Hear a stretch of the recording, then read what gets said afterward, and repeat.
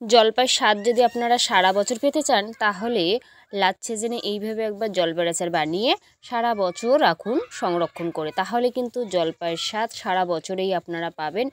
যেভাবে তৈরি করব সেভাবে যদি আপনারা তৈরি করেন তাহলে কিন্তু এই আচার সারা বছর ভালো থাকবে। আর খেতে তো ভীষণ সুন্দর হয় এই ভাইরাল জলপাইয়ের আচার, আর একদম কিন্তু ভিতর পর্যন্ত রসটা ডুববে, একদম জুসি একটা আচার।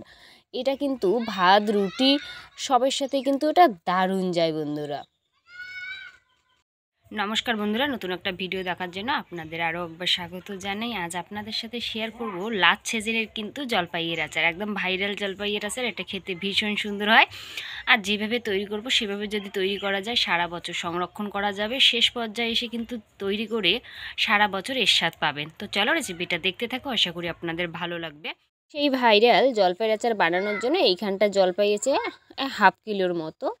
যেটা বড় জলপাই, ফ্রেশ জলপাই, তার ভিতরেই আবার ছিল পোকা। তো যাই হোক, পোকাটা ফেলাই দিয়ে কিন্তু জলপাই এইখানটায় নিয়ে নিচ্ছি।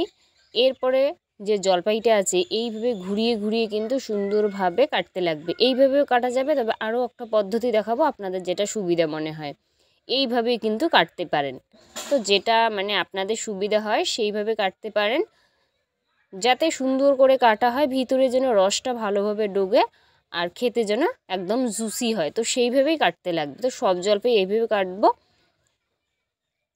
সব জলপাই কাটার পরে কিন্তু পরিষ্কার জলে ধুয়ে নেব। আর কাটাটা যেন দেখুন কত সুন্দরভাবে এইভাবে যেন লেয়ারটা করে হয়, তাহলে না দারুণ হবে এই জলপাইয়ের আচারটা। ভিতর পর্যন্ত কিন্তু ওই চিনিটা ঢুকবে। এটা পরিষ্কার করে ধোয়ার পরে 1 বাটির মতো দিয়ে দিলাম চিনি। চিনিটা বেশি দিতে হবে। দিয়ে কিন্তু মাখার পরে ঢাকনা দিয়ে রাখবো 1 ঘন্টা। তো বন্ধুরা ফিরে আসলাম 1 ঘন্টা পর। দেখুন চিনিটা কিন্তু অনেকটাই গলছে, আর কিছুটা চিনি আছে। তো যাই হোক, চিনিটা যাতে এরকমই গলে, কড়াইতে দিয়ে দিলাম শুকনো খোলায় ওই জিরে আর পাঁচফোড়ন। 2 মিনিটের মতো একটু ভালোভাবে ভাজবো। যখন মশলাটা এইভাবে ফাটবে তখন নামিয়ে নেব। এরপর এটা ভালোভাবে কিন্তু আধ ভাঙা করে গুঁড়িয়ে নিতে লাগবে। আপনারা চাইলে যদি বেশি মশলা হয় মিক্সারে করতে পারেন, আর অল্প হলে শিলনোড়ায় করতে পারেন। কড়াই তো গরম আছে, ওইখানটায় দিয়ে দেবো চিনি সহ যে জলপাইটা ছিল সেটা দিয়ে ভালোভাবে নাড়িয়ে নেব। আর দেওয়ার সাথে সাথেই কিন্তু জলপাইয়ের কালার চেঞ্জ হয়, আর জলপাই রান্না করতে বেশি সময় লাগে না, খুব সহজেই কিন্তু এটা হয়। জলপাই তাড়াতাড়ি সিদ্ধ হয়। দেওয়ার 2 মিনিট পরেই দেখুন কালারটা একেবারেই চেঞ্জ। এরপর দিয়ে দেবো স্বাদ মতো নুন। আপনারা চাইলে এই যে বিট নুন অ্যাড করতে পারেন, তাতে আরও ভালো লাগবে খেতে। আমার হাতের কাছে ছিল না তাই দিলাম না, আমি সাদা নুনে এই জায়গায় ব্যবহার করলাম। এরপরে খুব ভালো করে নাড়িয়ে নিলাম। আর দেখুন বেশিক্ষণ না, 5-7 মিনিটেই কিন্তু জলপাই ভালোভাবে সেদ্ধ হয়।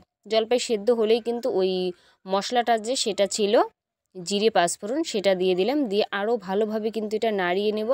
আর দিয়ে দিলাম শুকনা লঙ্কা কুচি করা, তাহলে দেখতে ভালো লাগবে আর ঝালটা একটু হবে টক ঝাল মিষ্টি, খেতে ভালো লাগবে। খুব ভালো করে নাড়িয়ে নেব যতক্ষণ না চিনি রস একদম শুকনো শুকনো না হয়।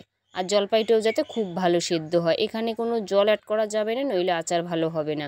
আমার আচার রেডি, একদম নামিয়ে নেব। বন্ধুরা দেখুন একদম সহজ পদ্ধতিতে তৈরি করা যায়, আর বানানো একেবারেই সহজ। হাতে যদি থাকে 10-15 মিনিট তাহলেই বানিয়ে ফেলুন এরকমই ভাইরাল জলপাইয়ের আচার। খেতে তো ভীষণ সুন্দর হয়, আর বানানো একেবারেই সহজ, সেটা তো আপনারা দেখলেন। এইভাবে যদি বানানো যায় আর ঠান্ডা করে বয়ামের ভিতরে রাখলে অনেক দিন এটা সংরক্ষণ করা যাবে। আর ঠান্ডা করার পর দেখুন একদম কিন্তু জলপাই যেটা করে কাটছি সুন্দরভাবে একদম ভিতরে রসটা ডুববে, একদম জুসি হয়ে যাবে। তো যাই হোক, এবার বয়ামের ভিতরে ভরিয়ে রাখবো যাতে 1 বছর এর স্বাদ আমি পেতে পারি। যদি আপনারা বেশি বানিয়ে রাখতে চান তাহলে অবশ্যই বেশি বানিয়ে রাখবেন, যেহেতু 1 বছরের জন্য তো বেশি রাখবেন। আশা করি রেসিপিটা আপনাদের ভালো লাগবে। ভালো লাগলে অবশ্যই লাইক কমেন্ট শেয়ার করে দেবেন। আর যদি এই চ্যানেলের প্রথমবার আমার রান্নার ভিডিও দেখছেন, প্লিজ চ্যানেলটাকে সাবস্ক্রাইব করে রাখবেন। পাশে থাকা বেল আইকনটি প্রেস করে রাখবেন যাতে আমার রান্নার ভিডিওগুলো সবার আগে আপনার মোবাইলে পৌঁছায়। ততক্ষণ সবাই সুস্থ থাকবেন, ভালো থাকবেন। নেক্সট ভিডিওতে আবার দেখা হবে এরকমই কোনো সুন্দর রেসিপির সাথে।